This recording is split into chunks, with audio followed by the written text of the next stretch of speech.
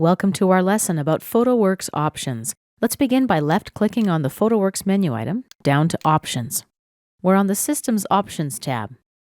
Let's check Clear Image before rendering, the first option here.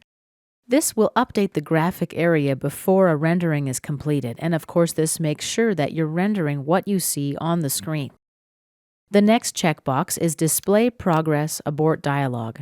This option lets you stop the rendering process while it's ongoing in case you need to cancel it. Dynamic Help is very handy. It gives detailed callouts of each of the parameters in a property manager. Hide decals in SOLIDWORKS. This option lets you hide decals when you close the decal property manager. Down below we have a section called Gamma Correction.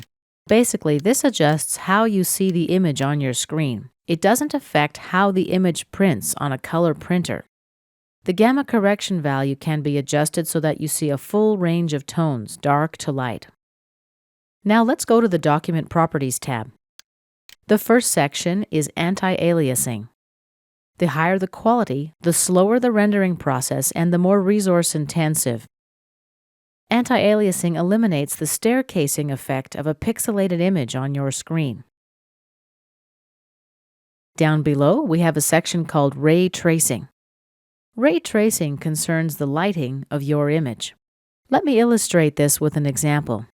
Let's say we have a chromium surface, and let's say the number of reflections is set to 0.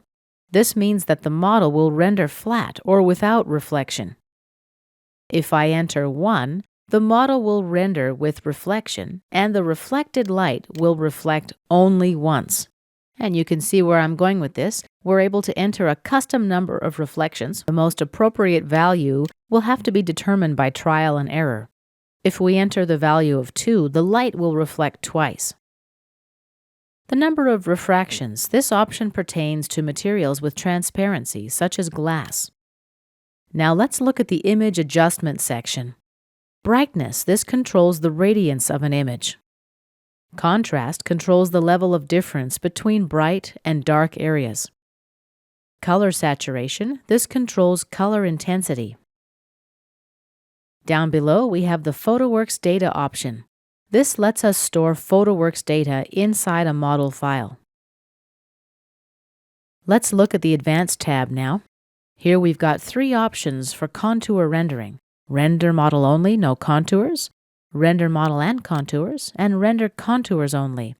It's a similar concept to shaded, shaded with edges, and hidden lines removed. Let's go to the Illumination tab now. Our control areas are Indirect Illumination, Caustics, and Global Illumination. We're going to review these options in greater detail in this course. Lastly, let's look at the File Locations tab. Here you can choose the folder for your rendered files.